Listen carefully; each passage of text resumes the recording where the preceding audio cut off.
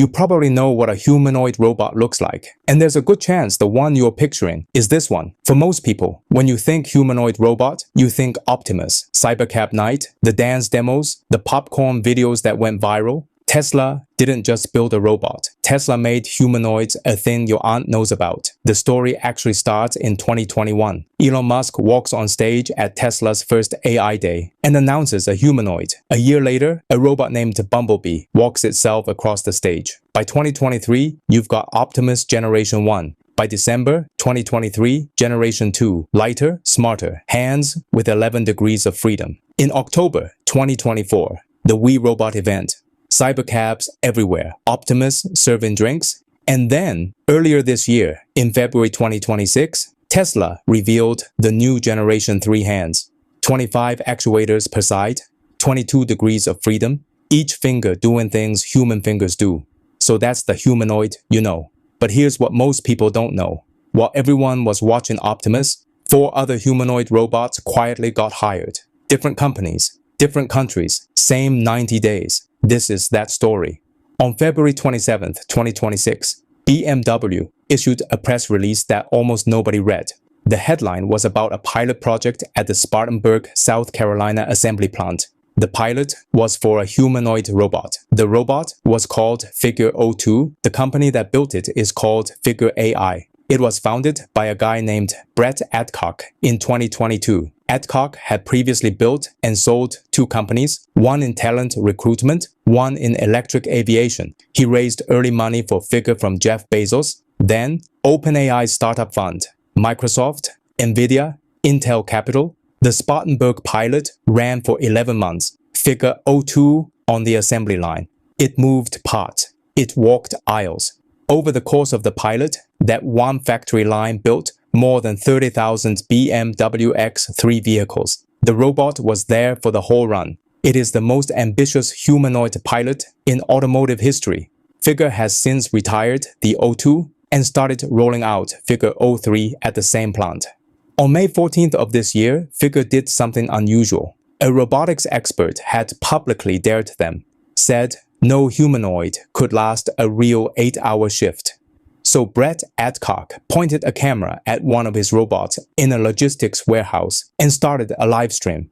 8 hours became 48. It went viral that fast. Sorting boxes, walking the floor, self-charging when its battery got low, no cuts, no music, just a robot working.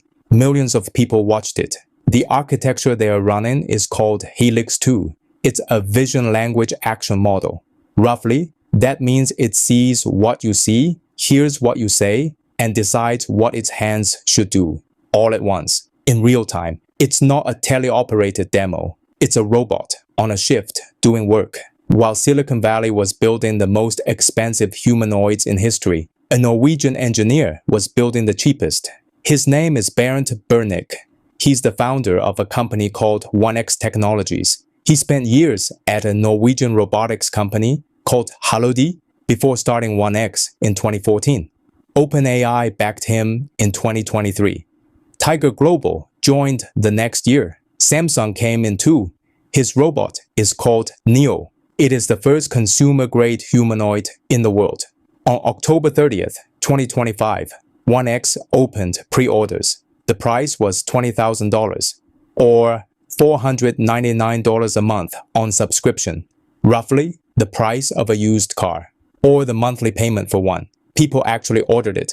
Then on April 30th of this year, 2026, 1X opened a factory in Hayward, California. It is the first humanoid factory in the United States.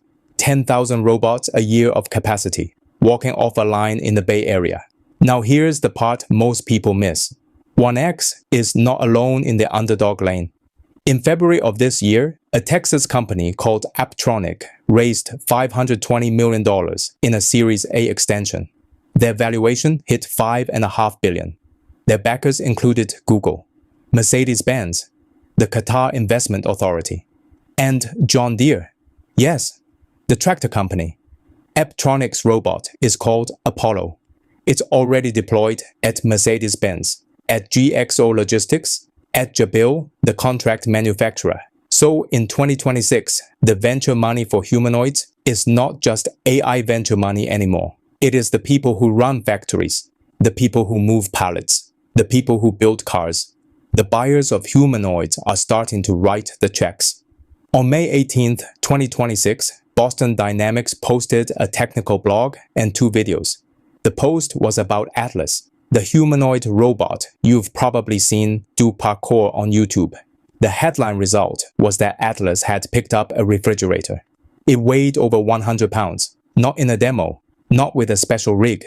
With its own hands, using force feedback through its joints, the way a human knows how heavy a box is when they lift it. This is something called proprioception. You have it. It's how you know where your arm is in the dark. For decades, robotics researchers tried to give it to machines and mostly failed. What changed is the method. Boston Dynamics simulated millions of hours of Atlas trying to lift things. Different weights, different angles, different shapes. Then they took what the robot learned in simulation and dropped it into the real Atlas. The robot transferred its training from the cloud into the body.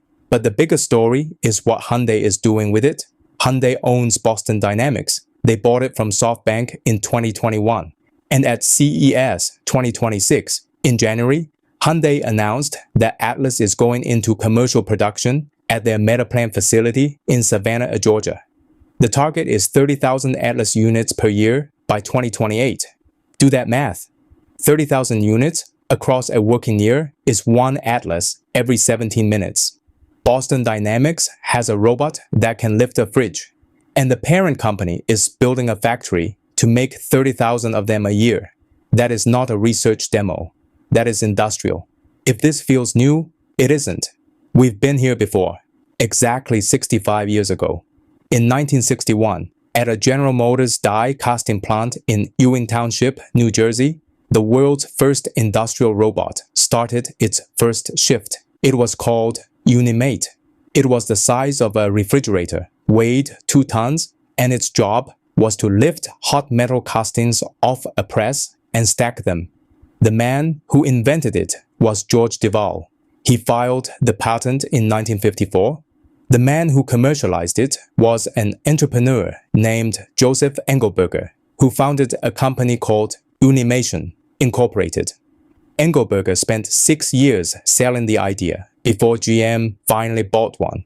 The price of that first Unimate was $25,000 in 1961 money. Now look at NEO today, $20,000. Same number 65 years apart before you even adjust for inflation. The nominal price tag is almost identical. That's not a coincidence. That's a cost curve crossing. The same curve that put Unimate into every car factory in the world by 1980. The same curve that we are watching cross again right now, with legs and hands instead of arms. We've seen this movie. We know how it ends. So let's add it up. Figure has the BMW pilot and millions of people watching a robot work a shift. 1X has Hayward, a $20,000 consumer humanoid, and OpenAI behind it. Atlas has Savannah, $30,000 a year, and an arm that knows how heavy a fridge is. And in China, a humanoid robot called Lightning ran the Beijing E-Town Half Marathon autonomously in 50 minutes and 26 seconds. The human world record is 57 minutes and 20 seconds. The robot beat it by nearly 7 minutes. 5 different companies, 5 different bets, the same 90-day window. And then there's Tesla. While all of this was happening, Tesla was not quiet by accident. Last month on the Q1 earnings call, Elon Musk said something that explained everything. Quote, competitors literally do a frame-by-frame analysis and copy everything we're doing. Tesla isn't out of this race. Tesla is playing on a different timeline. The last Model S rolled off the Fremont line in early May. The same line is being torn down to build Optimus. Generation 3 has 25 actuators per arm. The full reveal is locked for late July or August. And when Musk filed a hand patent in April, he publicly said the production version won't even use that patent. Whatever's coming, Tesla hasn't shown it yet. That's not absence, that's strategy. So the story isn't who wins. The story is, in 2026, the field is real. The robots are here. They have jobs. And we are watching the second great robotics inflection of the modern era in real time. Coming up, we're going to look at something that's quietly happened in the consumer AI world that almost nobody is talking about. If you don't want to miss it, hit subscribe. Thanks for watching. I'm Baker. And as always, the field is moving faster than the headlines. See you in the next one.